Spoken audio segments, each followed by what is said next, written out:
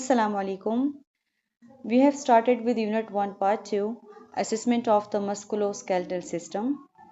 So previously हमने उसकी anatomy को, उसके functions को discuss किया. Patient से subjective data लिया, general history, उसकी past medical history, family history, उसकी habits. So अब आते हैं physical examination की तरफ, जिसमें first हमने general survey तो कर लिया patient का, जिसमें पेशेंट की क्विक ऑब्जर्वेशन के बाद अब आते हैं फिजिकल एग्जामिनेशन के मोस्ट इम्पॉर्टेंट स्टेप की तरफ, जिसमें है इंस्पेक्शन, जिसमें आपने पेशेंट की पूरे सिस्टम की क्रिटिकल ऑब्जर्वेशन करनी है, जिसमें फर्स्ट आता है जॉइंट्स कॉन्टूर, मींस उसकी शेप की ऑब्जर्वेशन, कहीं कोई स्वेलिंग, फ्लूइड की बिल्डअप, एडिमा वगैरह, उसको ऑब्जर्व करना है जॉइंट की जितनी भी सराउंडिंग एरियाज होती है, जॉइंट जो है वो स्मूथ है या फिर इरेगुलर है, इसके अलावा कोई भी डिफॉर्मिटी मींस कोई भी नोटिसेबल एबनॉर्मलिटी उसकी शेप में, उसके स्ट्रक्चर में, उसके अलाइनमेंट में, वो आपने चेक करनी है। इन्फ्लेमेशन तो नहीं है, जिसमें आपने इन्फ्लेमेशन के साइंस चेक करनी है, रेडनेस तो नहीं है, वार्मथ, जो कि इन्फेक्शन के साइंस हैं। इसके बाद है लिमिटेशन ऑफ मोशन, इसमें आपने पेशेंट की जॉइंट की जो फ्रीली मूवमेंट होती है वो चेक करनी है। अगर तो पेशेंट को फ्लैक्शन में या फिर एक्सटेंशन में प्रॉब्लम हो रही हो, जिसकी वजह से उसके जॉइंट जो है वो लिमिटेड मोशन कर रहे हैं, so this limited motion may cause from the pain या फिर स्टिफनेस की वजह से, या फिर कोई भी जॉइंट के इश्यूज हो सकते हैं जिसके फर्दर इवेल्युएशन करनी होती है आपने, जिसकी वजह से पेशेंट जो है वो प्रॉपर फ्लैक्शन एक्सटेंशन वो मूवमेंट परफॉर्म नहीं कर सकता। देन इसके अलावा कोई भी स्किन लेशन, स्कार, बल्जेस, मीन स्किन पर उसके कोई ब्रूइसेस तो नहीं है, कोई भी एबनॉर्मल लम्फ या फिर सर्जिकल स्कार्स, और इसके अलावा रेडनेस और स्वेलिंग जो कि इन्फेक्शन के साइंस हैं, सो उनको आपने नोट करना है। Then range of motion with different maneuvers, इसमें आपने पेशेंट से कुछ जॉइंट की मूवमेंट्स परफॉर्म करानी है actively, means on their own, बजाते खुद वो पेशेंट इंडिपेंडेंटली वो परफॉर्म करे वो motions. It could be flexion, extension, elevation, depression, circumduction, adduction और एबडक्शन। सो ये सारे जॉइंट की मूवमेंट पेशेंट से करानी है। This could be actively, means the patient perform on their own, और passively as well, means you assess them. Joint की stiffness को चेक करने के लिए, कोई पेन वगैरह जिसकी वजह से वो मूवमेंट को रिस्ट्रिक्ट कर रहा है। इसके अलावा है गेट्स, गेट मीन्स उसका वॉकिंग पैटर्न, जो कि प्रीवियसली भी हमने कुछ एबनॉर्मल गेट से नॉर्मल का था वो डिस्कस किया हुआ था, जिसमें कुछ स्टेपेज थी, प्रोपल्सिव वगैरह, वो सारी ऐसी गेट्स थी जो कि उसकी बॉडी की शेप, उसके स्ट्रक्चर, उसकी बॉडी के अलाइनमेंट में कोई भी नोटिसेबल एबनॉर्मलिटी की वजह से थी। अब यहाँ पर हमने पेशेंट से वो स्टेप्स कुछ कराने, मूवमेंट्स करानी है उसे बॉडी की, उसके बैलेंस को चेक करने के लिए, उसके नर्व फंक्शन को चेक करने के लिए, उसकी मसल स्ट्रेंथ को चेक करने के लिए। सो जिसमें फर्स्ट है नॉर्मल, पेशेंट से आप कहते हैं कि आप नॉर्मली वॉक कैसे करते हैं। अच्छा, और इन सब में आपने उन एरियाज पर फोकस्ड रहना है जिस एरिया के बारे में पेशेंट रिपोर्ट कर रहा है कि वहाँ पे उसे प्रॉब्लम होती है, उसे पेन होती है। So you have to focus attention to that area. और ये इसलिए भी इम्पॉर्टेंट है कि जो स्पेसिफिक इश्यूज होती है पेशेंट की अकॉर्डिंग टू दैट कंप्लेंट, कि वो फिर आप फाइंड आउट कर सकें। यहाँ पर कुछ गेट के पैटर्न्स हैं कि पेशेंट के बैलेंस को चेक करने के लिए और उसकी कोऑर्डिनेशन को चेक करने के लिए पेशेंट को कुछ गेट पैटर्न्स बता दिए जाते हैं कि वो परफॉर्म करे, जिसमें फर्स्ट है वॉक हील टू टो, जिसे टेंडम वॉक भी कहते हैं।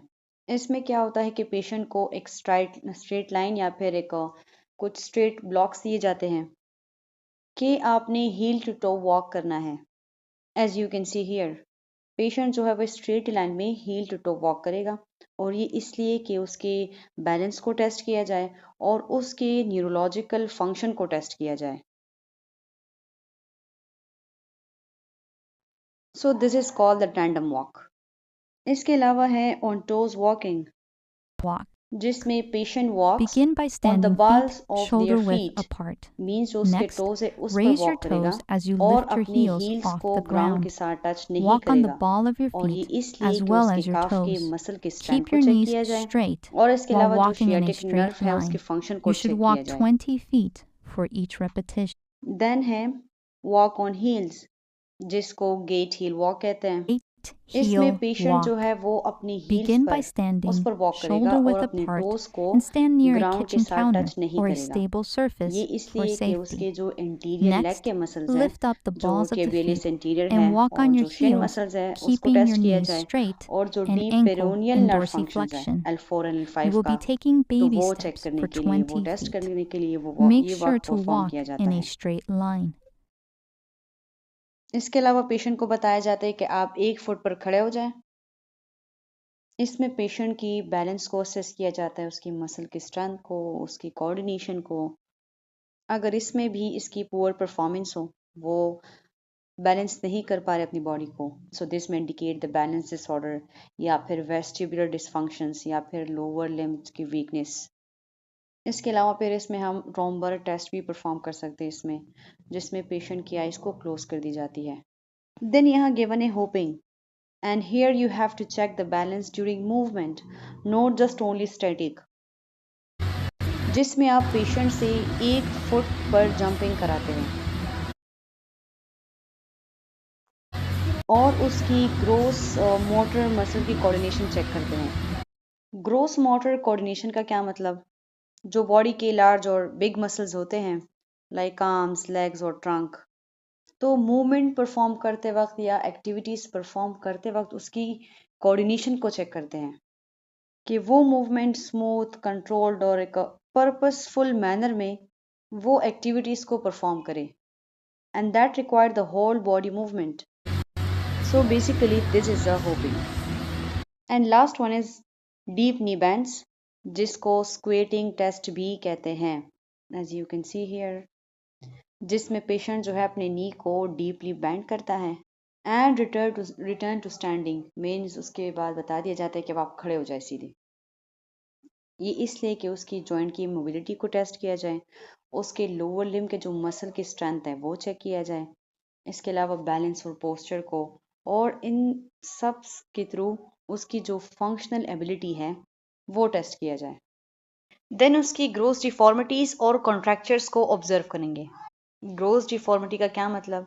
कोई भी विजिबल या फिर इजीली नोटिसेबल कोई एबनॉर्मेलिटी उसके शेप में, उसके स्ट्रक्चर में, बॉडी के पार्ट की अलाइनमेंट में, वो एग्जामिन करेंगे। एंड कॉन्ट्रैक्चर्स का क्या मतलब? नॉर्मली जो मसल्स और जॉइंट्स होती है वो स्मूथली इन अ इंटैक्ट वे वो एक्सटेंड और रिलैक्स होती है, but in contractures they become stiff, मतलब जो जॉइंट होता है वो एक सर्टेन पोजीशन में वो फिक्स्ड हो जाता है। सो जिसमें फर्स्ट है जेनुवैरम, जिसको बो लेग्स भी कहते हैं। उसके लेग का जो एंगल है वो कर्व हो जाता है, और जो उसके नीज है उसका एंगल आउटवर्ड की साइड पर वो बेंड हो जाता है।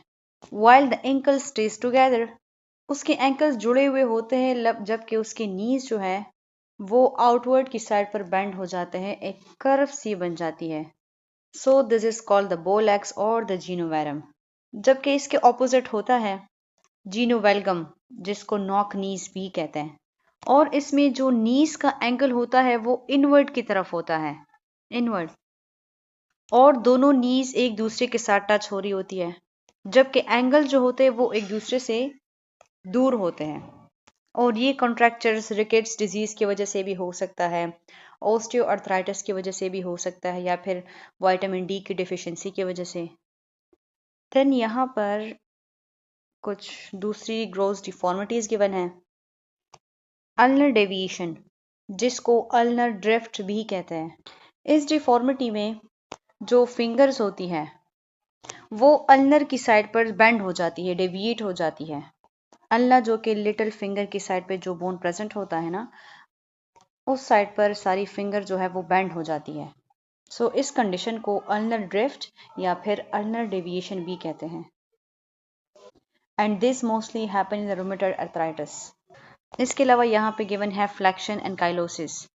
इस डिफॉर्मिटी में क्या होता है, जो रिस्ट की जॉइंट होती है वो परमानेंटली बेंड हो जाती है और फिर वो स्ट्रेट नहीं होती due to the abnormal stiffness, और ये कंडीशन भी सिवियर अर्थराइटिस की वजह से, इंजरी या फिर प्रोलॉन्ग इन्फ्लेमेशन की वजह से हो सकती है।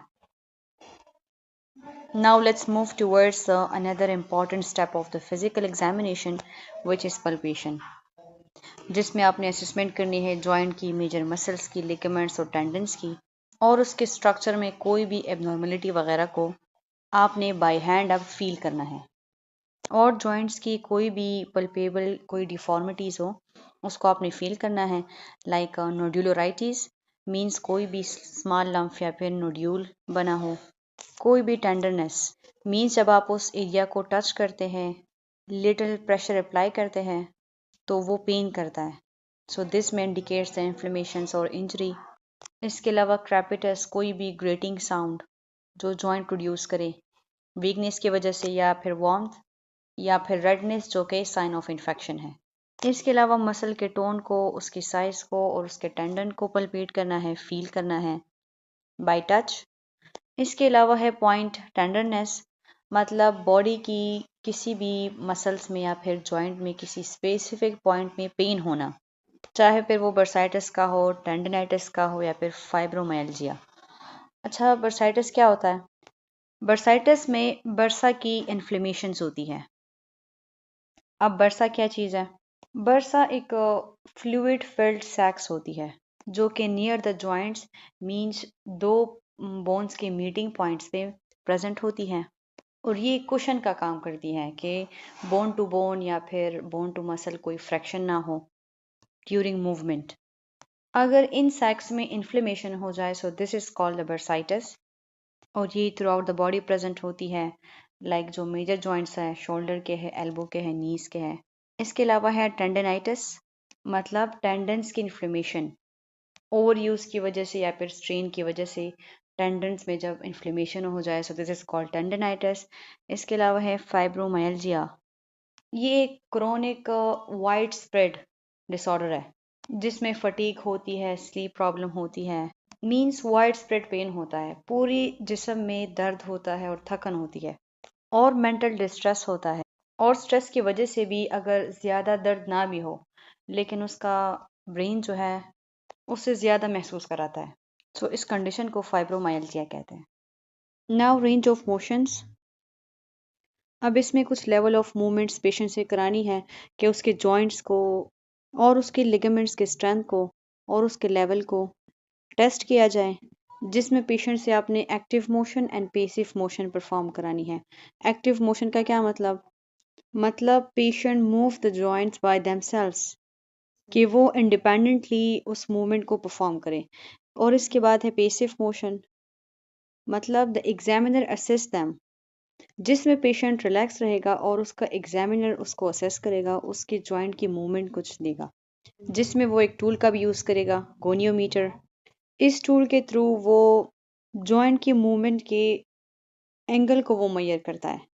इसके अलावा पेन ड्यूरिंग मोशन मींस कोई भी मूवमेंट परफॉर्म करते वक्त अगर पेशेंट को कहीं पेन हो तो ये कोई जॉइंट डिजीज़ फाइंड आउट करने में हमारी हेल्प आउट करती है।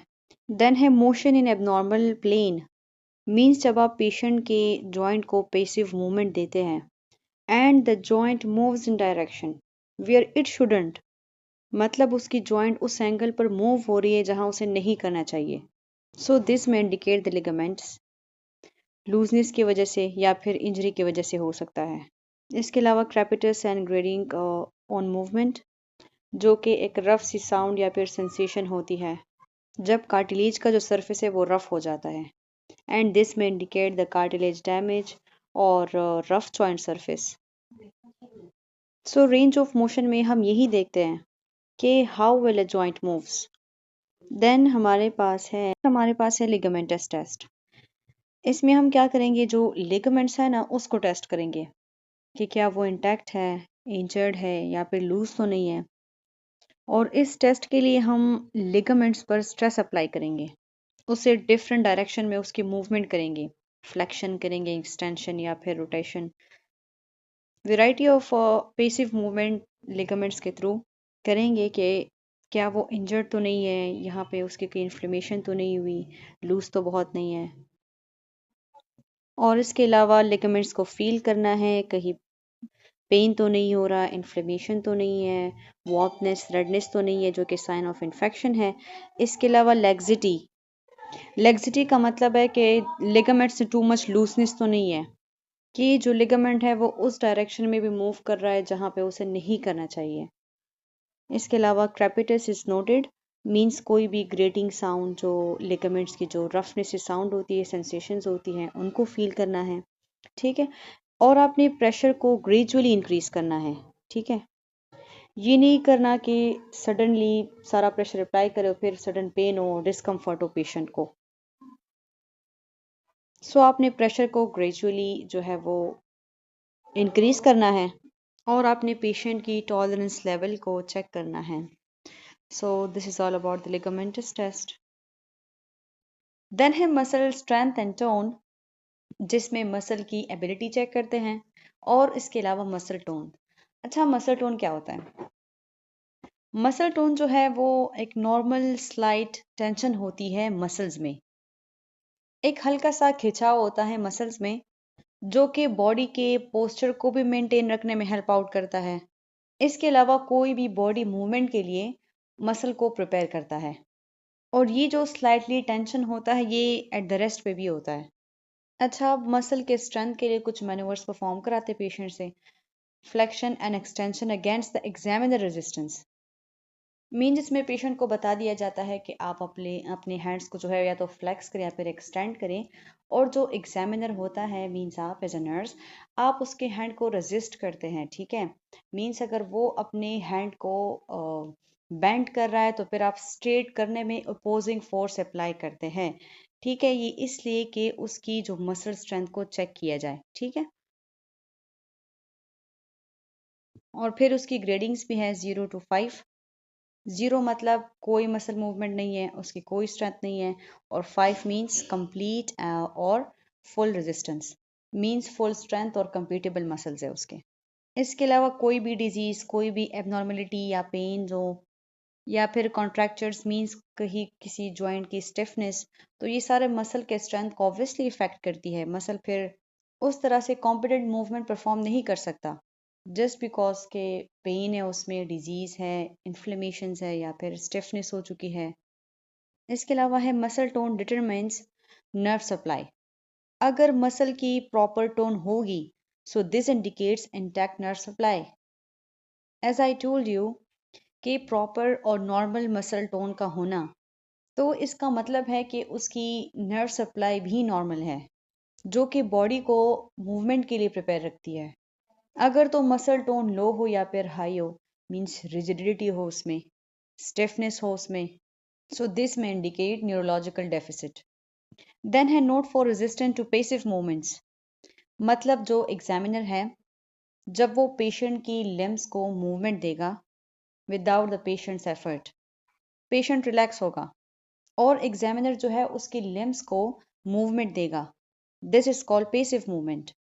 तो तब उसने रेजिस्टेंस को नोट करना है कि कहीं स्टिफनेस तो नहीं है, मसल उसके रिजिड तो नहीं है, सख्त तो नहीं है, मसल्स में उसकी ज़्यादा टेंशन तो नहीं है।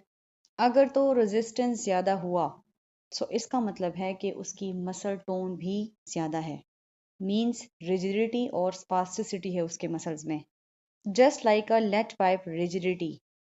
लेड पाइप रिजिडिटी में क्या होता है, मसल की स्टिफनेस होती है, मींस हाइपरटोनिक स्टेट होती है। हाइपरटोनिक स्टेट का क्या मतलब है कि इसके रेजिस्टेंस में कोई फ्लक्चुएशन नहीं आती, एक कंटिन्यूस, एक कांस्टेंट सी रेजिस्टेंस जो है पेशेंट शो करता है।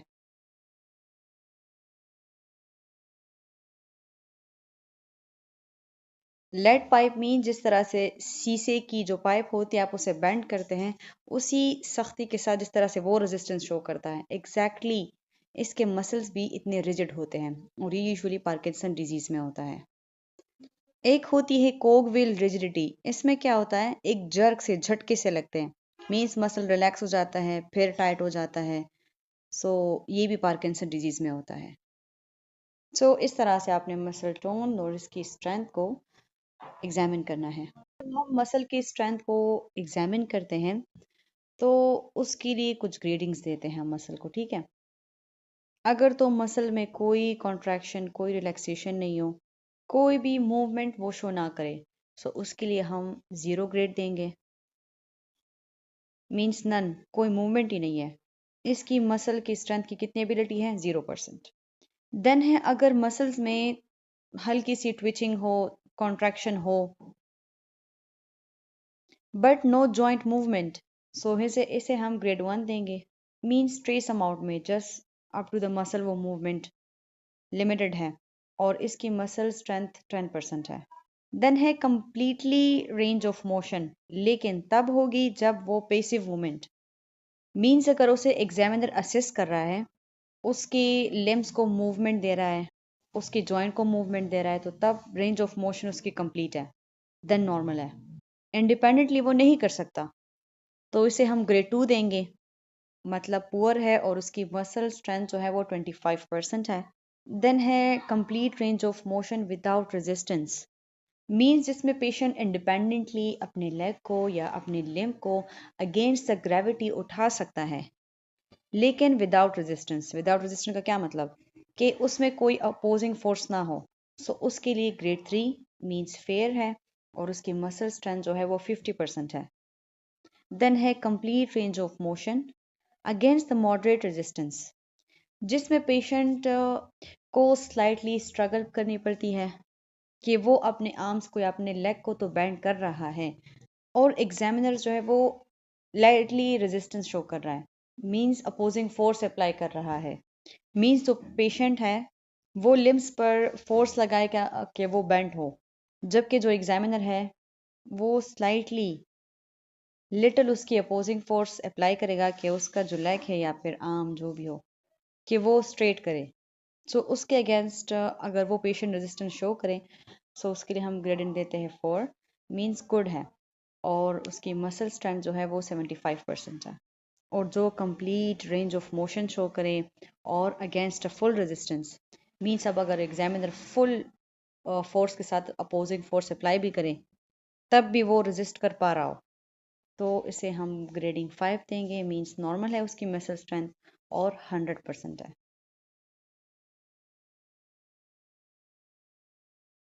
सो इस तरह से हम मसल के स्ट्रेंथ को ग्रेडिंग देते हैं।